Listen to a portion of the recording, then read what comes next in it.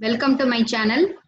In today's video, we are going to solve the inverse Z transform problem. Okay, so in the previous videos, we discussed some of the standard signals. We calculated the Z transform answer and the Z transform properties also we discussed. Okay, so today's video, we are going to discuss about the inverse Z transform. Okay, so what is inverse Z transform? So, for any transform, there is a inverse transform is there. Okay, so the transform means it is used to convert one form into another form. Okay, that is the time domain signal can be converted into Z domain. Okay, in order to convert the time domain signal into Z domain, we are using the Z transform. So in reverse, in order to convert the Z domain into time domain, we are using the process. It is called as a inverse Z transform. Okay, from capital X of Z, we are going to find out the small x of n. Okay, that is the use of the inverse Z transform. Okay, so already we discussed in the second unit. Okay, so the inverse Fourier transform and inverse Laplace transform we discussed using the partial fraction method. So similarly, so in this fourth unit, we are going to discuss about the inverse Z transform using the partial fraction method. Okay, and this inverse Z transform, so we may apply in the analysis of discrete time system in the 50 unit problems. Okay, so the same thing we have to apply. So this is a separate question also, and in the analysis of discrete time system, we may use this inverse Z transform method. Okay, so you see the first question, find the inverse Z transform using partial fraction method. Okay, so the given thing, capital X of Z is equal to 3 minus 5 divided by 6 into Z inverse, whole thing divided by 1 minus 0.25 Z inverse into 1 minus 0.3 Z inverse. Okay, with the ROC condition is that modulus of Z greater than 0.3. So this is the given problem. So this problem is a December 2017 question. It's a 13-mark question. Okay. So similar to inverse Laplace transform, inverse Z transform problem is also a important problem in this fourth unit. Okay. So now we are going to solve this problem. So you see, that is what is partial fraction method. Here the given equation x of z, so you see the denominator, in denominator if you are multiplying the term means what is the highest power of z squared. Okay, so that's why the given thing is a second order equation. Okay, the characteristic equation is a second order equation. So in partial fraction method, we have to split this given x of z into a addition of the single order system equation. Okay, that is the thing. So in order to convert, write that. So first one, so you see here, there is a inverse Z term is there. Okay, Z inverse, here also 5 by 6 Z inverse, here 0.3 Z inverse term is there. So for our simplification, if the Z is in positive means, so we will solve the problem in a easy method. So that's why we are going to convert the given x of Z in terms of positive powers of Z. Okay. So how to convert this given equation into full and full positive powers of Z? So you may multiply both numerator and denominator by the highest power of the denominator term, that is Z squared. So you just multiply both numerator and denominator of this x of Z by Z squared. So you see, if you are multiplying this numerator with Z squared means we will get 3 into Z squared, then minus 5 by 6 into Z inverse into Z squared. So the base is common. So if you are adding 2 minus 1 means it is a 1. So Z. So minus 5 by 6 is Z divided by. So that is we are going to multiply Z squared. So that Z squared you split as a Z into Z. So one Z multiplied with this term and another one Z you multiply with the second term. So if you are multiplying Z with this term means, so Z minus 0.25 into Z inverse, it is 1. Okay, similarly, if you are multiplying another one Z with the second term, we will get Z minus 0.3. Okay, so we will get the answer. So in the numerator, you see, in the numerator, there is a Z term is common. So you take Z term as a common. 3Z minus 5 by 6 divided by Z minus 0.25, Z minus 0.3. Okay. So in this inverse Z transform and inverse DTFT, while calculating inverse DTFT and inverse Z transform, there is before going to write in the partial fraction method. So the left side term we have to keep one Z in the denominator. Okay. So this is the formula for the x of Z. So the x of Z is equal to, you see, Z into some value. Okay. So you take this Z, okay, you give this Z to the left side. Okay, so we may write x of Z divided by Z. So what is x of Z divided by Z? The remaining term 3Z minus 5 by 6 divided by Z minus 0.25 and Z minus 0.3. Okay, so in the while we are keeping one Z in this one, I will tell in the in the last step I will tell why we are keeping this Z in this thing. Okay. So the first step is we have to convert the given x of Z equation into positive powers of Z. Then already this denominator is in factorized form only. Okay, then we have to keep one x of Z in the left side. That is, we have to obtain x of Z divided by Z as a something. Okay, so we obtain this one. And after that, you see in the denominator polynomial, so there are two terms there. Okay, so you know, the roots of the denominator polynomial, we are calling it as a poles. Okay, so here Z minus 0.25, Z minus 0.3. So what is the first root? So the first root is Z is equal to 0.25. So that 0.25 is the first root. So the specific name of this denominator polynomial, it is a pole. So the pole P1 equal to 0.25. Similarly, the second root, okay, what is the second root? In Z minus 0.3, 0.3 is a second root.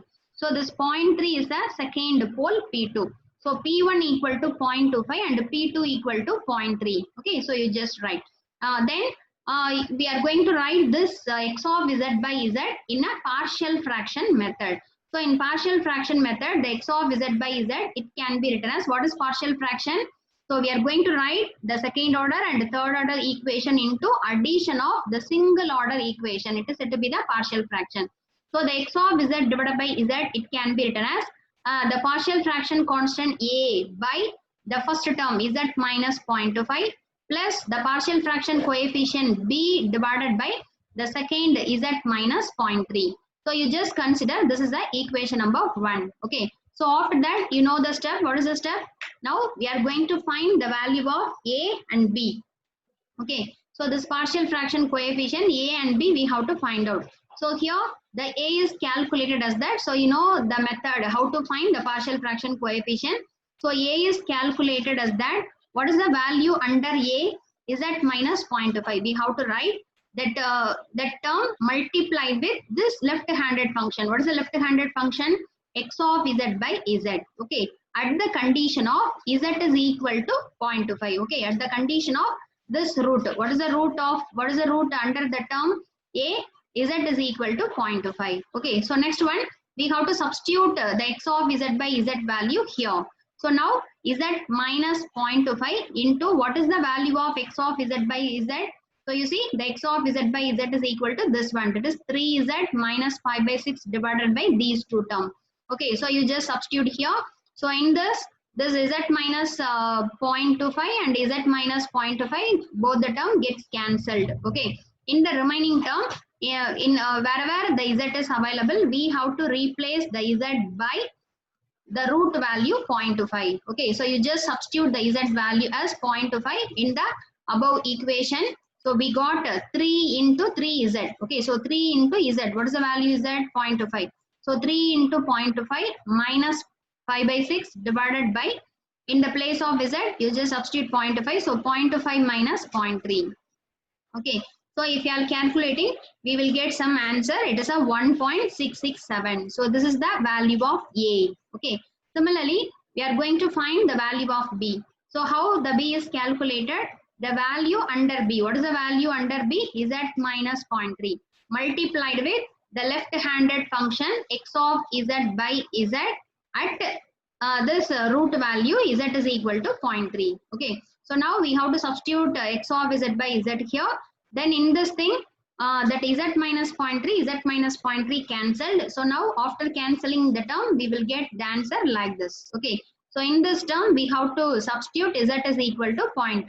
So if you are substituting z equal to 0.3 in the two thing, we will get the answer as a 1.33. Okay.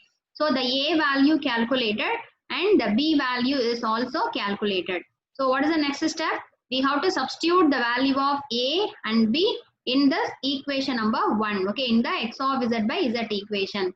So we can write the x of z by z is equal to the A value, that is 1.667 divided by z minus 0.25 plus 1.33 divided by z minus 0.3. Okay, so this is the thing. Okay, so what is the next step means?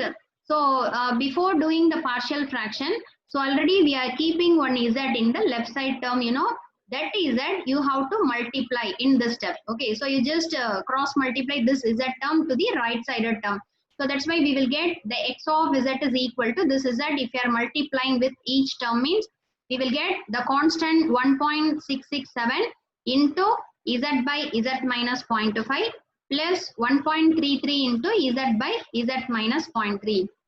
Okay, so since we are having the z transform, okay, why we are keeping this z in this that is before performing the partial fraction method, why we are keeping z in this left sided term is this is the reason. So you see, so now you see the format. So we are getting the answer x of z as a z by z minus some constant. Okay, if you are not at all keeping this z here means, so what is the answer we will get? Some constant divided by z minus 0.5. Okay, so that is we discussed for a standard signal, we derived the z transform value of the standard signal, you know.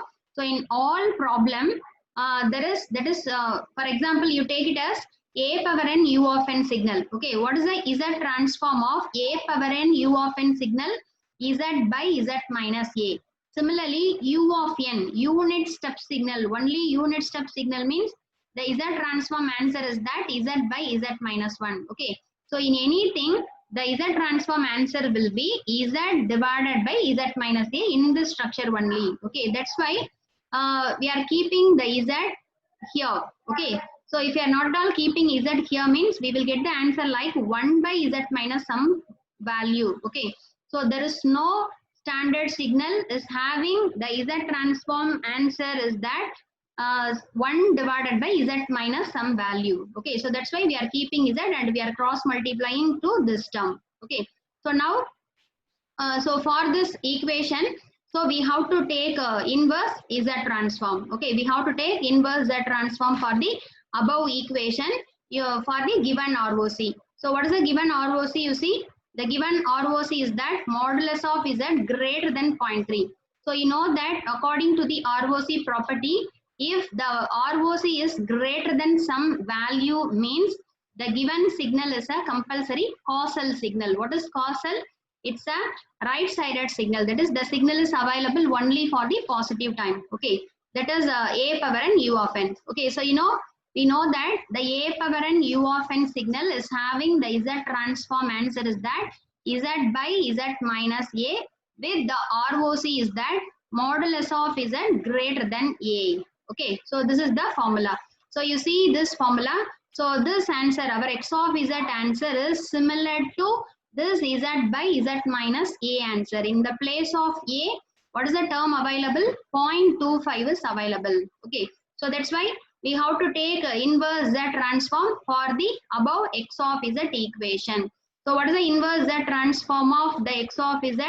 It is a small x of n. Okay, so you know, we have to take inverse z transform for the entire equation. So we can write inverse z transform of x of z is equal to the constant 1.667 into inverse z transform of the first term plus constant into inverse z transform of the second term. Okay, so you know, the inverse z transform of the x of z is nothing but small x of n. Okay, which is equal to the constant into what is the inverse z transform of z by z minus 0.25.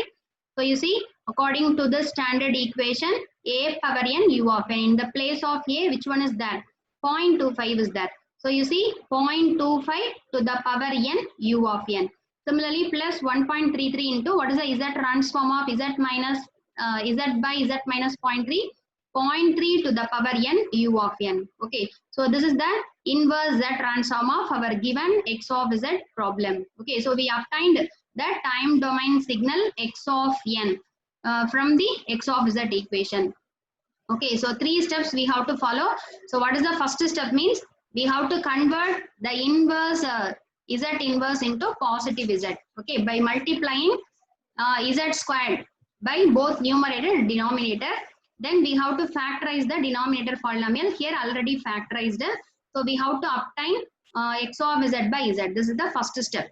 So the second step, in partial fraction method, we have to write x of z by z as a by some term plus b by some term. And we have to find out the value of a and b.